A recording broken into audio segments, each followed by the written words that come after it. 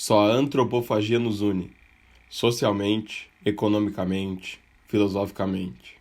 Única lei do mundo, expressão mascarada de todos os individualismos, de todos os coletivismos, de todas as religiões, de todos os tratados de paz. To be or not to be, that is the question. É assim que se inicia o Manifesto Antropófago, publicado em 1928 pelo poeta modernista Oswald de Andrade, que ao buscar nas raízes culturais dos povos brasileiros, encontra uma maneira peculiar da qual alguns grupos nativos tinham de sepultar seus inimigos, dentro do seu próprio estômago. O manifesto em questão teve como consequência a criação da revista Antropofágica, que passou a contar com diversos colaboradores. A revista de antropofagia não tem orientação ou pensamento de espécie alguma, só tem estômago, é o que eles diziam. E esse viés, ou falta de viés, que aproximou grandes nomes muito conhecidos pelas suas obras, inclusive o majestoso Comedor de Gente, o Abapuru, pintado por Tarsila do Amaral em 28, ou o grande livro também do mesmo ano, Macunaíma, o Herói Sem Nenhum Caráter, de Mário de Andrade. A antropofagia acabou tornando-se um grande braço do modernismo brasileiro, que tinha tido sua origem muito influenciada pelas vanguardas burguesas europeias, mas que com o tempo foi se aproximando aos trópicos de seus verdadeiros criadores.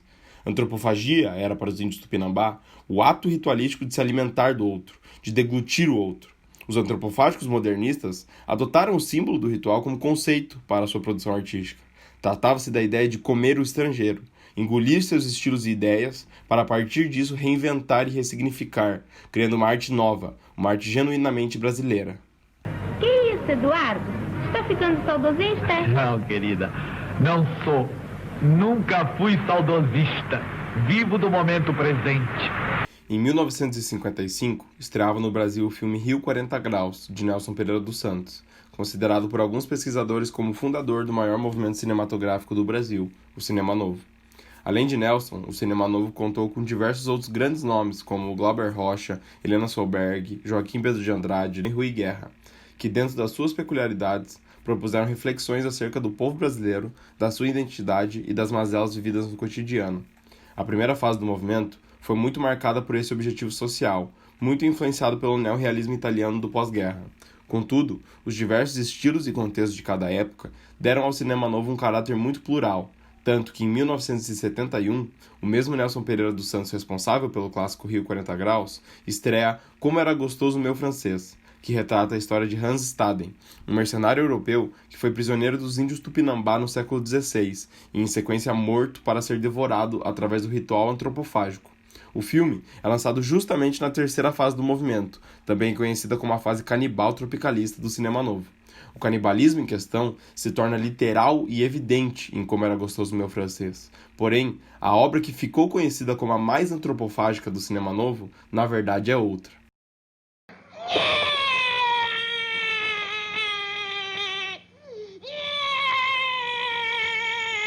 Macunaíma, herói da nossa gente! Macunaíma, de Joaquim Pedro de Andrade, lançado em 1969, abre a terceira fase do cinema novo. O movimento em si já vinha bastante desgastado, fosse pelo golpe militar e o fim da democracia no país, ou pela autocrítica feita por alguns cinemanovistas, inclusive o próprio Joaquim. Para que um filme seja um instrumento verdadeiramente político, deve primeiro se comunicar com o público. O diretor percebeu que o contexto social do lançamento de Macunaíma já trazia agonia e angústia suficiente ao público brasileiro. Por conta disso, seu filme está tanto para a arte popular e o kit tropicalista, quanto para a alegoria e o filme político. Macunaíma, que sai da sua maloca negro e chega à cidade branco, lida com todos seus problemas, dos mais graves aos mais banais, de maneira inocente e bem-humorada. O protagonista simplesmente absorve o espaço que habita e as pessoas com que convive, nascendo assim, tornando-se assim, e assim, e assim, e finalmente assim. Aí eu fugi com a filhinha e nos metemos dentro do banheiro. A obra brinca o tempo todo com o seu tom híbrido. Ao mesmo tempo em que se constroem cenas de câmera na mão e figurantes que sem vergonha alguma olham diretamente para a lente, recordando um caráter mais documental, o filme conta com cenários gigantes e esotéricos, e personagens que fogem de qualquer naturalismo e ideia de verossimilhança. Contudo, se no livro homônimo de Mário de Andrade Macunaíma se encantou com a cidade e seu modelo de progresso, o Macunaíma de 69, em pleno AI-5, que encontra no consumo e no hedonismo uma maneira de lidar com a sua existência, se assusta e não compreende essa modernidade.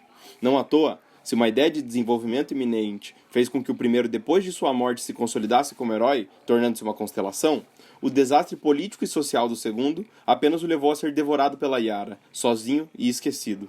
Hoje, no cinema brasileiro, vemos inúmeras tentativas de emular o cinema mainstream estrangeiro, algo que soa muito mais como um sintoma generalizado causado pela globalização do que uma ideia antropofágica de devoração.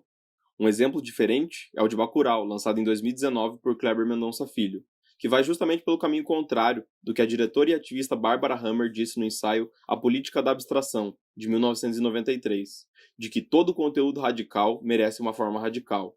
Filmes como Macunaíma e Bacurau, mesmo guardadas as devidas proporções e ressalvas, mantêm o espírito antropofágico dos modernistas da década de 20 vivo, dentro dos seus próprios estômagos.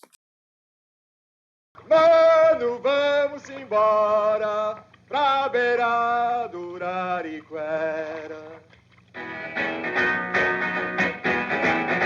Tapera, Tapejara, Caburé, Arapaçu, Paçoca, Caborá.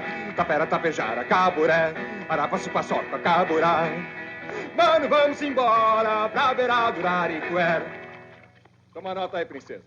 Carece de construir aqui uma ponte pra facilitar a vida do povo goiano.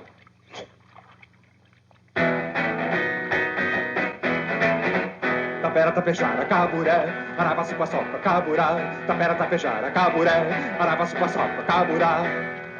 Mano, vamos embora pra beira do Arariquera.